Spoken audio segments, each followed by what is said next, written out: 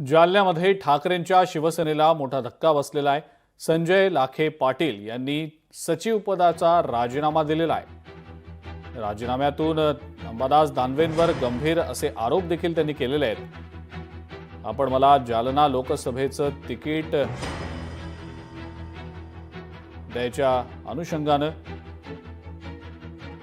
पक्षप्रवेश करून घेतला, शिवबंधन बांधलं आणि माझ्या बरोबर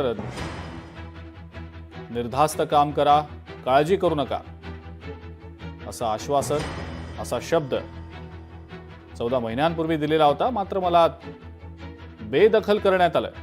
सामनामध्ये कुठल्याही कार्यक्रमाच्या बातम्यांमध्ये माझं नाव येणार नाही, ही रचना प्रस्थापित व्यवस्थेने केली। अतिशय निराशाजनक स्वप्न भंग।